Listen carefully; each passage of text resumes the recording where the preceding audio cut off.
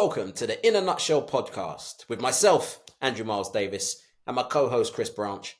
This is the daily 10-minute podcast where we take out all of the techie talk around generative AI and focus on what the everyday person, content creator, and marketer wants to hear.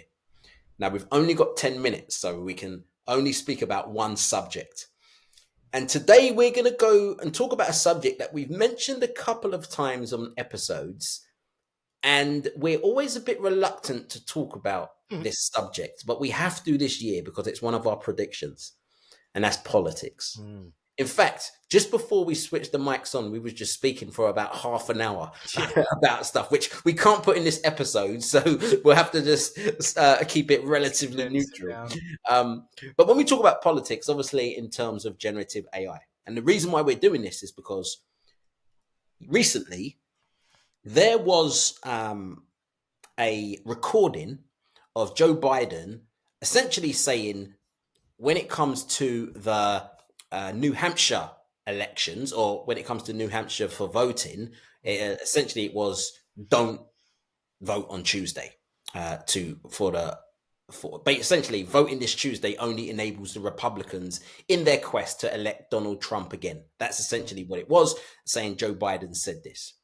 But it comes to find out it was a deep fake. And the deep fake, it wasn't like what we spoke about before, where it's a video of Joe Biden saying it.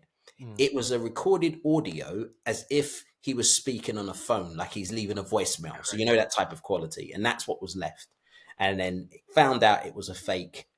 But it goes into what we've been saying since last year, that this year, the election year, there's going to be a lot of dirty games. This is going to be the AI elections. And it's just started.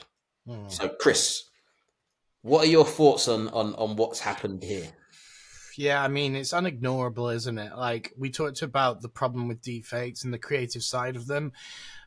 We also talked about the fact that it's going to be both UK and USA election in the same year, which is incredibly, the year of AI in politics. We're going to see a lot of things coming out, fake news, propaganda, as Trump likes to put it, fake news. There's going to be a lot of him in fake news we can see as well. So be very aware of it. If you're listening to this episode and you're just not aware of what generative AI is capable of, photorealism, voice realism, making it sound like it's on a phone, all of that jazz, just be very skeptical as to the sources of where this stuff's coming from. Even if you're seeing it going viral on the internet, it could have just come from a random nobody that just did this clone, because millions of people have that capability now. Yeah, because you're going to see so many images, videos, audio of not just the person who you would vote for, but somebody you might not want to vote for, you might even hate. And this is where it gets tricky. Who created it? Because let's say, for example, that one about what Biden said about Donald Trump, don't vote because it's going to help Donald Trump. That could be created by Donald Trump's team. Yep. Because it's almost like that reverse psychology.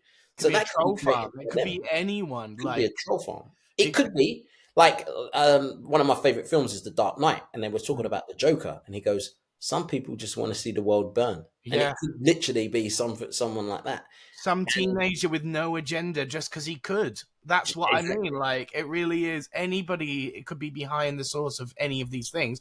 And generative AI technology has made that increase a massive amount. It used to be like expert hackers or Photoshop guys or someone that was nerdy and really good at what they did and 20 years experience. Now it takes a few keywords and a platform you discovered on your phone yesterday. Yeah, exactly. It really is that easy, that quick to do.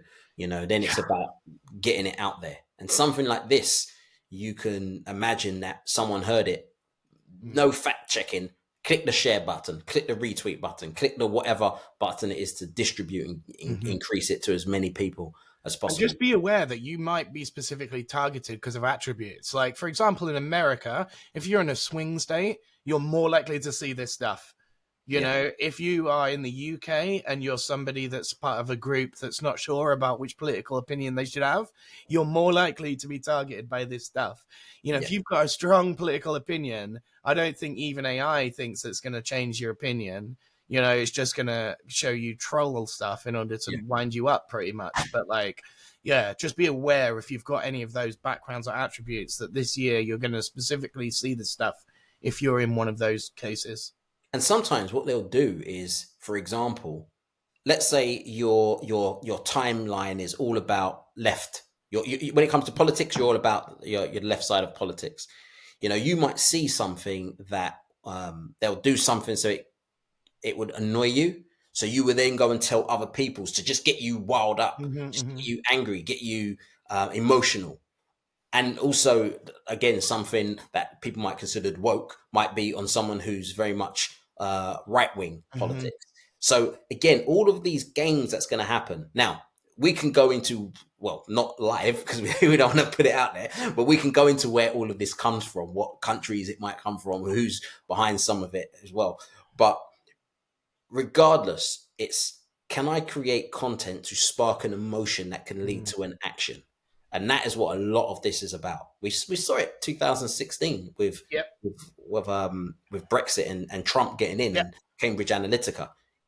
Now, Big story that. yeah, now what, 8 years on, with a lot more knowledge, a lot more technology And AI. enhanced, and especially with generative AI, a lot of people is going to be doing that. So it's really important that Mm. we, I don't know how to say this, but we fact check. So we have reliable sources. But the Mm. reason why I said, I don't know why I had to say this, because now a lot of the traditional reliable sources, they're all separated. It's like you've got left Oh wing yeah. here, you've got right wing papers, left wing papers. And now it's like, well, who do you believe? Mm. And that there is going to be something that, again, when it comes to everybody, it's our responsibility to kind of work out what we see, what we believe in, and Absolutely. then vote accordingly, or don't vote. Again, it's a lot of people I know, they're not going to vote. And So you mentioned something really important, which is that social media algorithms are lots of the way that we get this news source these days, and the way that social media algorithms have unfortunately worked out that part of the human condition is to react to things that annoy them more than it is to actually react to things that they enjoy. So this is, a known human psychological behavior issue, yeah, which is something where, even YouTubers talk about this, where they see 100 positive comments, but the one that sticks in their mind is that and one negative. negative one. Mm, Like, everybody has this in their everyday practice, and it's cognitive negative bias behavior. yeah, This is something that algorithms have known about for like 10 plus years in social media.